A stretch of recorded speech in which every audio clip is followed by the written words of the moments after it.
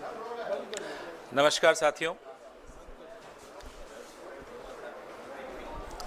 हर चुनाव महत्वपूर्ण होता है, ऐतिहासिक होता है और जीतने वाले और हारने वाले सबके लिए कुछ न कुछ वो सिखा कर जाता है। जम्मू कश्मीर में 10 साल बाद एक चुनाव हुआ। जिन परिस्थितियों में हुआ वो आपके सामने है। कैसे जम्मू कश्मीर को बेइज्जत किया गया, राज्य का दर्जा छीना गया, वो आपके सामने है। और कैसे केंद्र सरकार ने रूल बाय प्रॉक्सी अपने लेफ्टिनेंट गवर्नर के माध्यम से किस तरह से जम्मू कश्मीर में भ्रष्टाचार, कैसे वहाँ के स्थानीय नागरिकों की न सुरक्षा का ध्यान रखा, न रोजगार का ध्यान रखा। लगातार जो खबरें, आतंकवाद बढ़ने की खबरें, जम्मू रीजन तक में आतंकवादी हमले होने लगे, न आम नागरिक वहाँ सुरक्षित महसूस करता है, न पर्यटक महसूस करते हैं अपने आप को सुरक्षित। कश्मीरी पंडितों से जो वादे किए गए वो बिल्कुल भुला दिए गए पिछले 10 साल में। ये सब इन परिस्थितियों के बीच में जम्मू कश्मीर में एक चुनाव हुआ, ऐतिहासिक चुनाव था और जम्मू कश्मीर के बाशिंदों ने एक स्पष्ट जनादेश दिया। जम्मू कश्मीर, आज भी हम उसको राज्य ही मानते हैं, तो मैं तो यही कहूँगा कि जम्मू कश्मीर राज्य के लोगों को बहुत बहुत मुबारक कि उन्होंने इस चुनाव में बढ़ चढ़कर हिस्सा लिया और करारा जवाब दिया उन लोगों को जिन्होंने जम्मू कश्मीर की इज्जत को रौंदने में कोई कसर नहीं छोड़ी थी।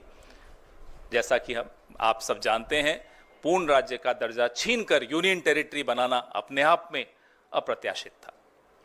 हरियाणा में चुनाव हुआ जिसके नतीजे बिल्कुल अप्रत्याशित हैं और यहाँ तक कि यह भी कहेंगे कि अस्वीकार्य हैं। जिस तरह की शिकायतें लगातार आ रही हैं, अभी हम जयराम रमेश जी और मैं जिस कमरे में बैठे थे वहाँ भी लगातार शिकायतें, हमारे नारनौल के कैंडिडेट राव नरेंद्र सिंह हो गए या पानीपत के कैंडिडेट हो गए, 3 जिलों से, हिसार, महेंद्रगढ़, पानीपत, यहाँ से लगातार शिकायतें आ रही कि कैसे बैटरीज जो मशीन की थी वो 99% थी और जिन मशीनों की बैटरीज 99% थी उन मशीनों में नतीजा एक आया, हमें हराने वाला नतीजा आया। और जो मशीनें नहीं, जिनको छेड़ा गया, जिनकी बैटरी 60-70% जो स्वाभाविक है होनी चाहिए थी, उसमें हम जीत रहे हैं हमारे कैंडिडेट। तो हम ये सारी शिकायतें इकट्ठी कर रहे हैं।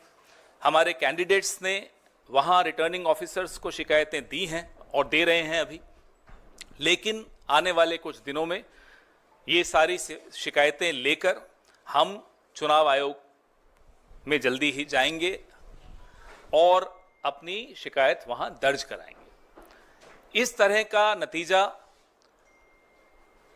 कहीं भी धरातल पे नहीं दिख रहा था।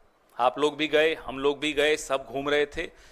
कोई ये नहीं मान सकता कि हरियाणा में इस तरह का अप्रत्याशित नतीजा आएगा। हम सब अचंभित हैं। ये अगर एक लाइन में इसको कहा जाए तो ये तंत्र की जीत है और लोकतंत्र की हार है। हम इसे स्वीकार नहीं कर सकते।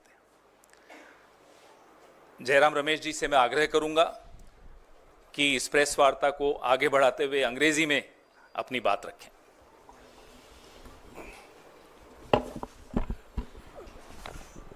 मैं सिर्फ ये बात कहूँगा कि जम्मू और कश्मीर के जनता ने स्पष्ट जनादेश दिया है नेशनल कॉन्फ्रेंस और इंडियन नेशनल कांग्रेस के गठबंधन को।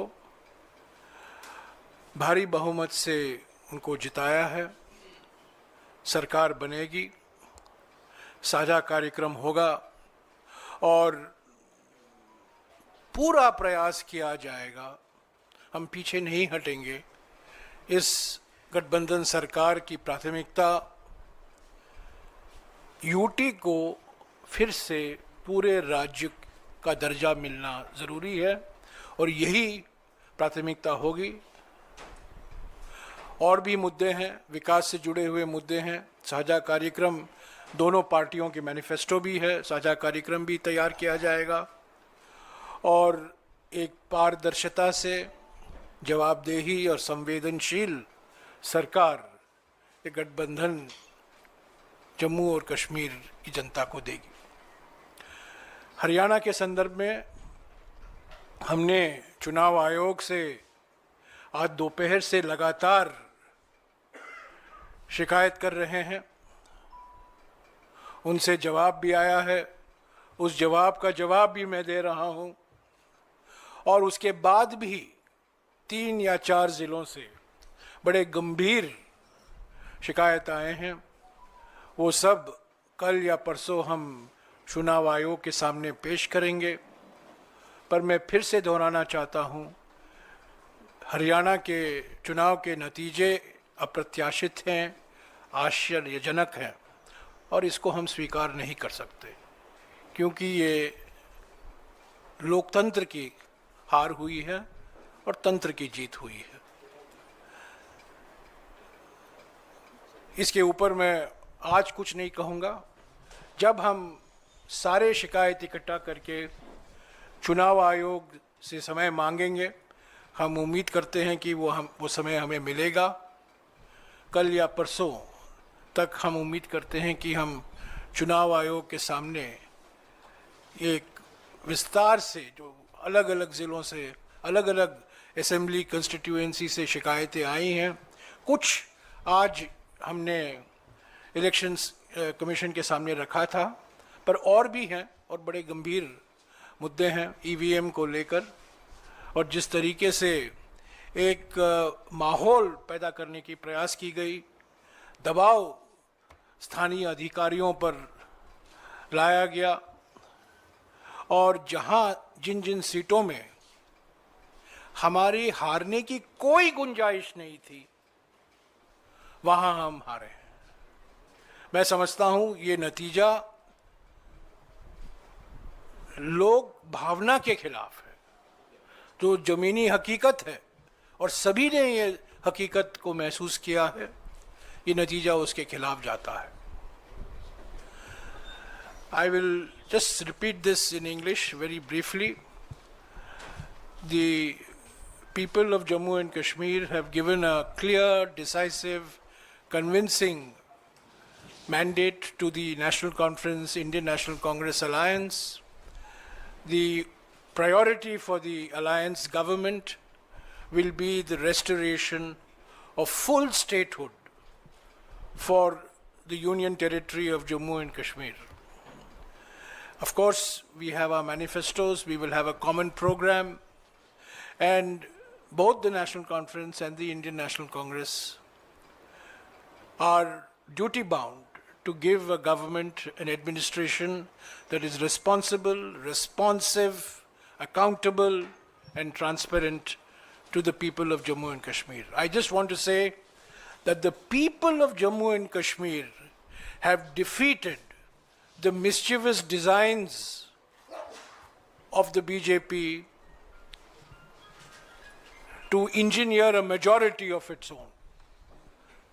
Till yesterday, this effort was being made, but today, I think the people's verdict has come out very clearly, and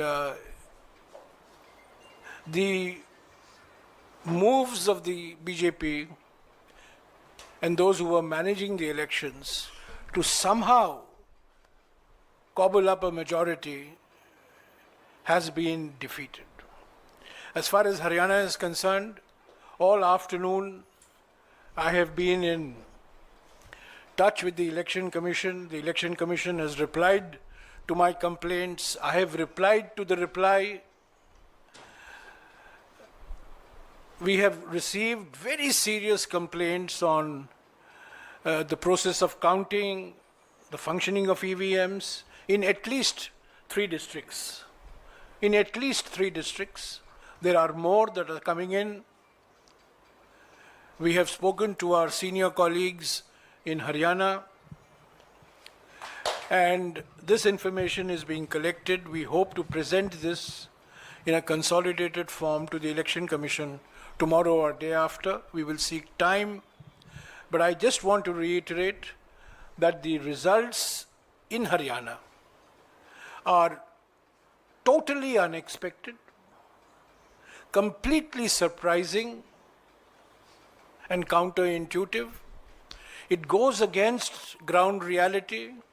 It goes against what the people of Haryana had made their mind up for, which was for change and transformation.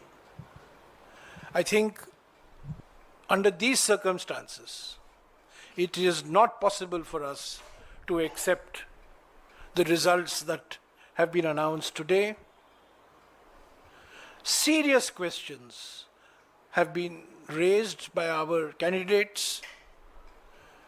We will bring it to the notice of the Election Commission. And what we have seen today in Haryana is, I think, a victory for manipulation, a victory for subverting the will of the people, and it's a defeat for transparent democratic processes. So I will only say this, but the chapter on Haryana is not complete. It will continue.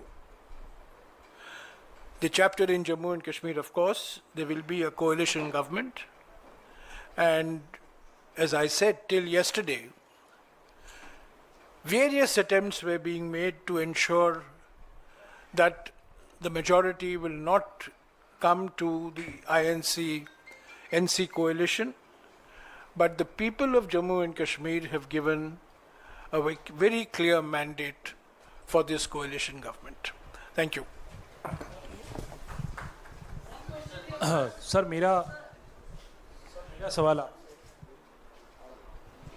Sir आपको नहीं लगता कि आप ये कह रहे हैं कि जम्मू कश्मीर के अंदर कोalition को मैंडेट मिला, लेकिन 38 सीटों में से कांग्रेस सिर्फ 6 जीत पाई है, 6 पे ही आगे चल रही है, आप लोगों के खाते में उतनी ही आई, वहाँ पर एज ए पार्टी आप लोगों को नुकसान हुआ है, और आपके जो कोलिशन पार्टनर्स हैं शिवसेना की तरफ से जो उनकी सांसद हैं उन्होंने कहा जहाँ पर भी कांग्रेस की बीजेपी से सीधी लड़ाई होती है वहाँ पर कांग्रेस उनको नहीं हरा पाती, अलायंस के साथ ही हरा पाती है।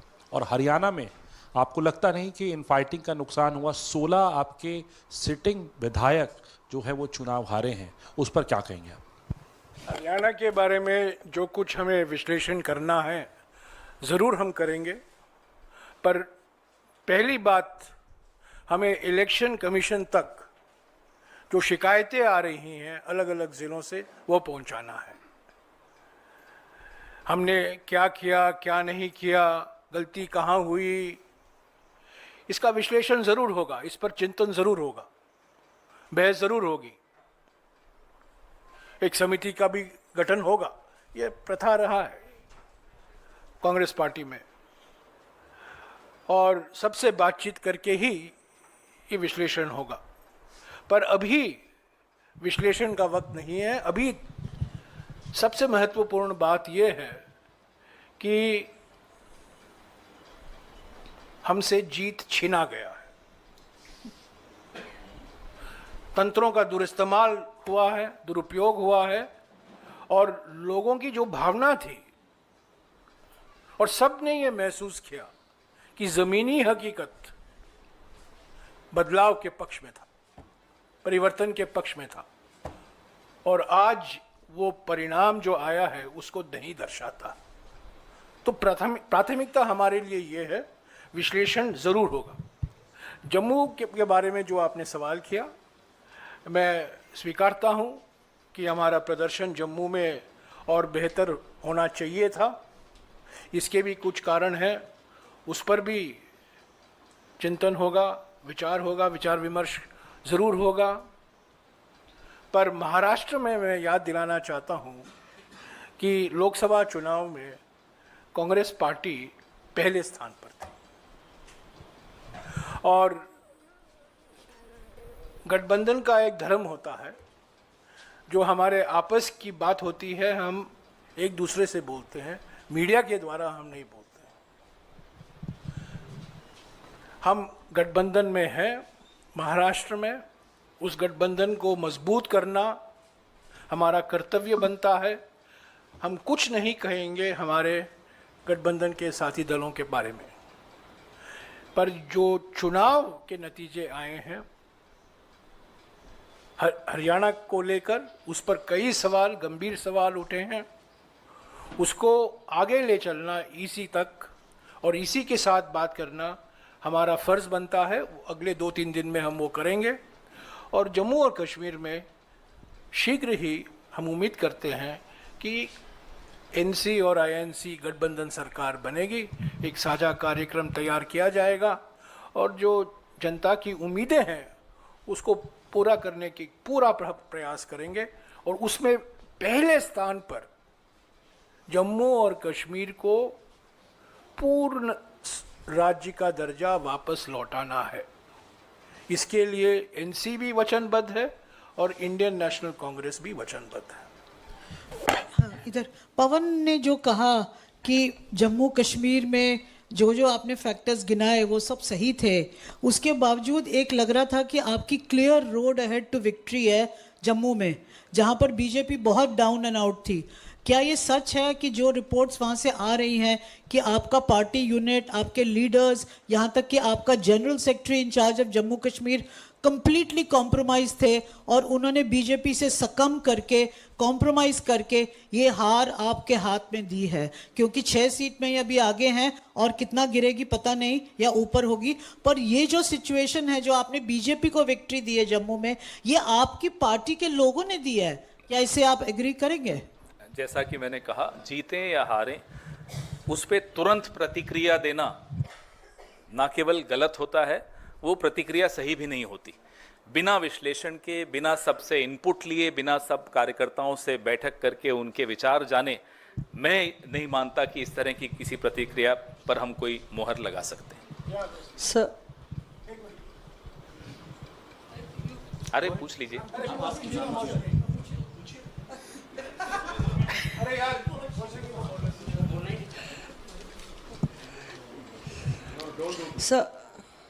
सर ये जो 3 जिलों का आपने जिक्र किया, तो ये कौन से ज़िले हैं और कितनी सीटें इसमें प्रभावित हो रही हैं इन ज़िलों में, ये हम लोग जानना चाहेंगे। और थोड़ी अजीबोगरीब बात नहीं है कि एक तरफ आप जम्मू कश्मीर की जीत और आगे क्या प्रक्रिया रहेगी उसका जिक्र कर रहे हैं, और दूसरी तरफ कह रहे हैं वहाँ पे जनता की जीत हुई, और दूसरी तरफ कह रहे हैं हरियाणा में अंगूर खट्टे हैं, हरियाणा में हमारी जीत छीनी गई है। गरीब तो तब जनता को क्या मैसेज? अजीबोगरीब तब होता कि जब हम कहते कि नहीं साहब सब जगह खराब है मशीन।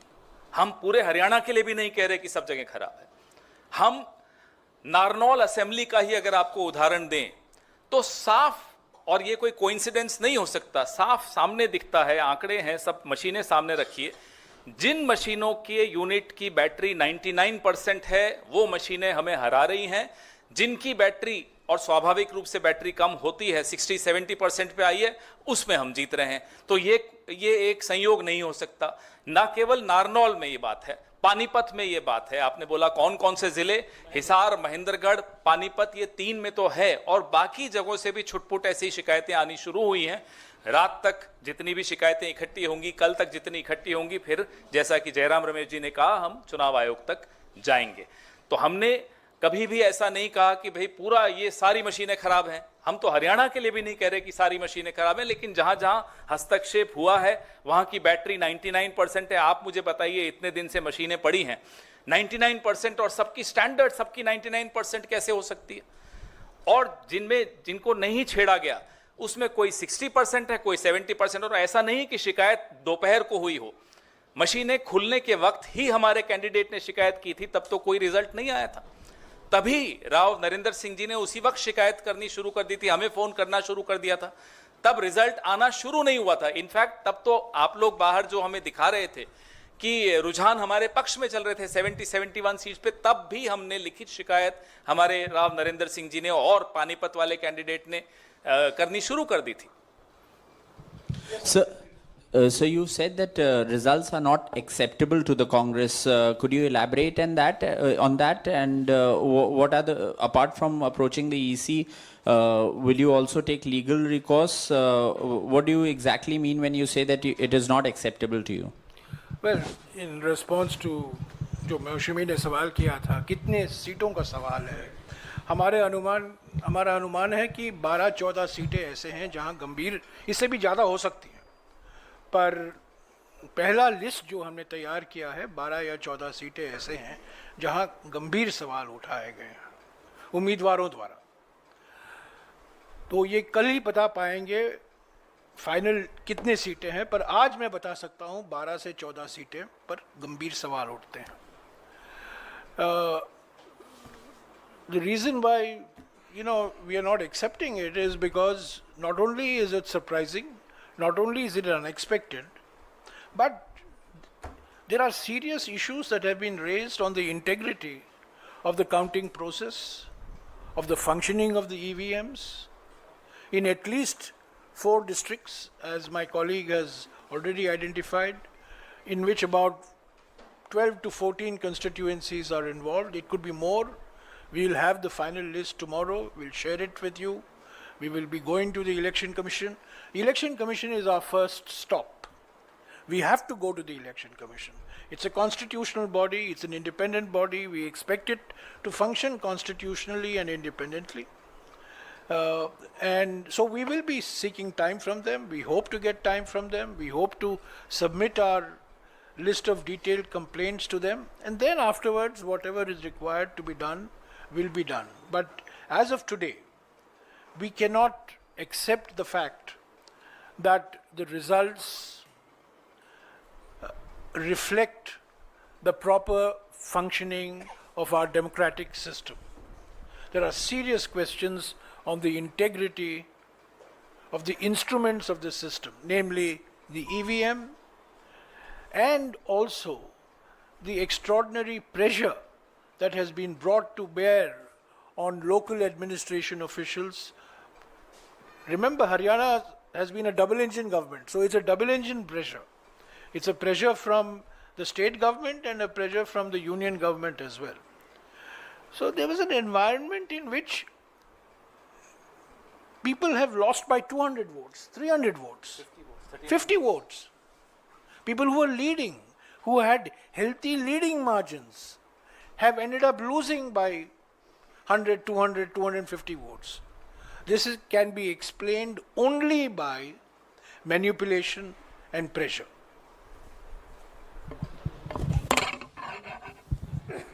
सर, अब तक आपके पास जो तथ्य सामने आए हैं, क्या इस नतीजे पर आप पहुंचे हैं कि कोई सुनियोजित ढंग से कोई ईवीएम में गड़बड़ी की गई है? क्या आप ऐसा कोई नतीजे पे पहुंचे हैं कि कोई सुनियोजित ढंग से हुआ है ऐसा कुछ, या अभी उसमें देखना बाकी है कि ईवीएम में गड़बड़ी कोई बड़े पैमाने पर की गई है? भाई, अगर 99% बैटरी स्टैंडर्ड एक के बाद एक मशीनों पे निकल रही हो और उन्हीं मशीनों पे कांग्रेस का उम्मीदवार हार रहा हो, जिन मशीनों पे 60-70 स्वाभाविक जो होना चाहिए उतनी बैटरी उस पे हम जीत रहे हो, तो आप बताइए सुनियोजित नहीं माना जाएगा तो क्या माना जाएगा? ये नतीजे सवाल खड़े करते हैं और इन सवालों को ढूंढना हम सबका राजधर्म है। हम सबको इस लोकतंत्र को बचाने के लिए इन सवालों का जवाब ढूंढना चाहिए, आपको भी और हमको भी। आप समझे, ये साजिश समझे, जहां 99% बैटरी है वहां बीजेपी की जीत होती है, और जहां 70% के नीचे बैटरी है वहां कांग्रेस की जीत होती है। ये षड्यंत्र नहीं है तो और क्या है?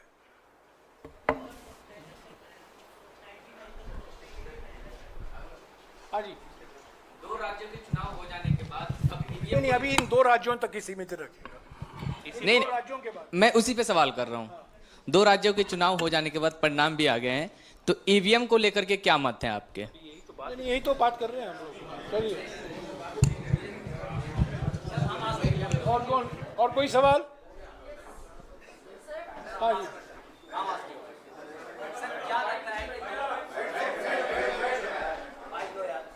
बोल दो, आवाज आ रही है। सर, क्या लगता है कि 2-2.5 दिन का जो मतलब इन्वेस्टिगेशन होगा उससे कुछ निकल के सामने आएगा? हमारा जो काम है और जो कर्तव्य है, चुनाव आयोग के दरवाजे पे दस्तक देना और तेज दस्तक देना ताकि आवाज आप सब तक पहुंचे, और उसके बाद जिम्मेदारी चुनाव आयोग की है इस लोकतंत्र को जीवित रखने की। आपने सुना होगा, कर्मण्येवाधिकारस्ते मा फलेषु कदाचन। हम अपना कर्म निभा रहे हैं, अपना धर्म निभा रहे हैं। शिकायत करना हमारा फर्ज बनता है और हमारा लोकतांत्रिक अधिकार भी बनता है। जो हमने देखा है 99% बैटरी, 65% बैटरी, ये सब मैं समझता हूँ काफ़ी आश्चर्यजनक बातें निकल कर आई हैं हरियाणा के चुनाव के संदर्भ में।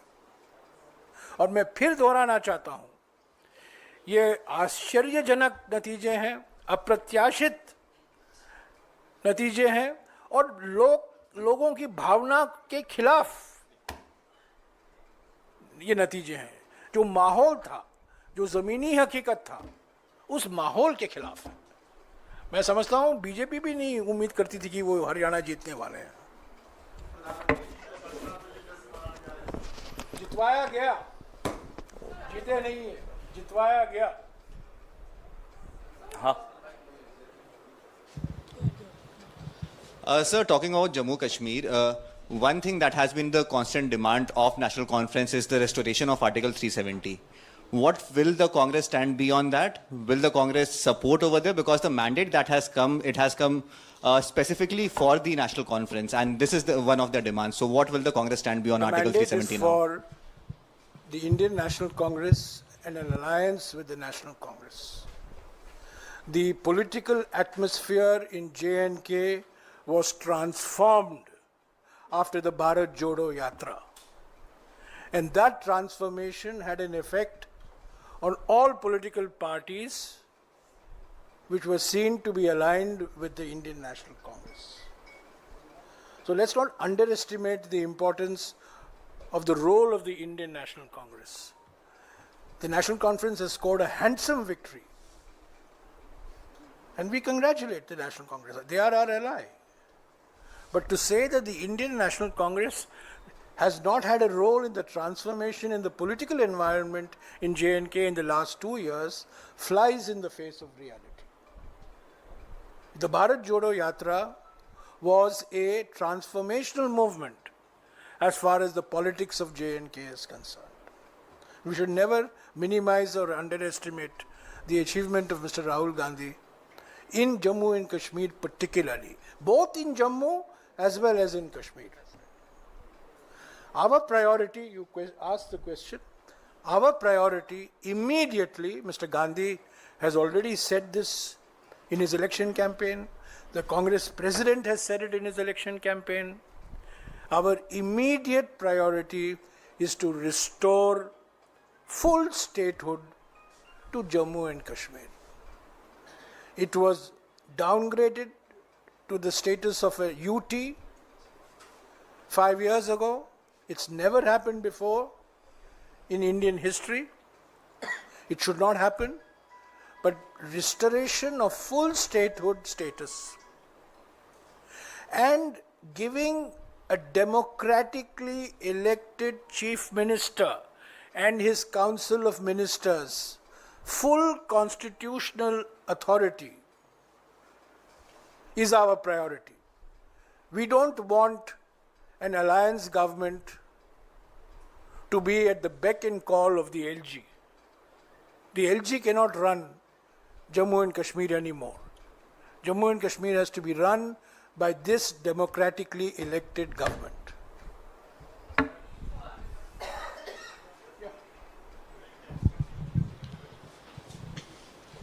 Sir, that the Congress candidate from Jeend, his name is Bijender Singh, we just got his bite and he's stating he's lost the election by 32 votes. You were mentioning that a lot of elections have been lost in very thin margins. And while you also spoke about the foul play, he has said that this defeat is because of the independent candidate cutting his share. So that does... There could be different reasons in different areas. What the complaints that we've got and that we are getting are from 3 districts primarily. And then when we compile those complaints, we'll take them to the Election Commission. As I said, one size doesn't fit all. Different constituencies have different reasons for their victories or defeats. हाँ जी। Sir अभी मैंने एक BJP के राष्ट्रीय प्रवक्ता का interview किया तो उनका कहना है कि जब कांग्रेस जहां जीती वहां ईवीएम सही होता है, जब वो हार जाती है तब कहती है ईवीएम खराब होता है। तो इस पर सर क्या कहेंगे आप? 2009 में अडवाणी जी ने एक किताब का रिलीज की थी, लॉन्च की थी, जो जीवीएल नरसिम्हा ने लिखी थी ईवीएम्स के खिलाफ, और उसमें पूरा टेक्निकली समझाया था कि ईवीएम्स कैसे गलत हैं। तो उनको कहिए पहले 2014 का रिजल्ट को ठुकराएं, रिजेक्ट करें, 19 को रिजेक्ट करें, फिर हमसे बहस करें आकर। What is the lesson you have learned after 2024, Lok Sabha elections? The fact that, the Congress did reasonably well, and now having all eggs in one basket, allowing, infighting to take place, and are not really reading the writing on the wall that, you have to have a house in order. If there was any lesson that was learned in 2024 was for Congress to be united and fight together. What was the reason? Because we saw Selja speaking out, we saw, Huda there. Could you kindly explain to us why the Congress has shot itself on its foot? The writing on the wall was the Congress will come back to power. That was the writing on the wall. That has been deliberately erased. The writing on the wall was very, very clear to anybody who was willing to read the writing on the wall. Why did it happen? But, there are people who are experts in replacing walls. They just replace the wall. Or machines. Or in this case, machine. So I have already explained, I don't think you were there when I was explaining, that as far as the results are concerned, Haryana result, our first priority is to collate, consolidate all the complaints that have come from candidates from the 3 districts today. There will be other complaints, and we hope to submit this to the Election Commission tomorrow evening or day after. That is our immediate priority. Simultaneously, of course, we will sit and introspect why the result went the way it did. It was everybody's expectation that the Congress would win comfortably in Haryana. I think all I can say is that the Congress has been made to lose. Congress has not lost. Congress has been made to lose in Haryana. And you have not heard the last of the Haryana result.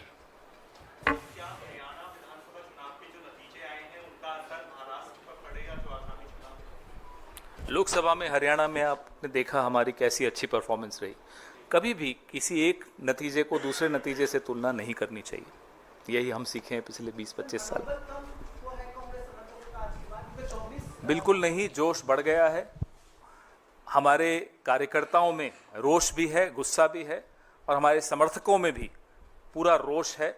अगर कोई ये सोच लेता है कि हमारे हाथ से जीत छीन सकता है, तो आने वाले चुनाव में उसको जवाब मिलेगा। Thank you.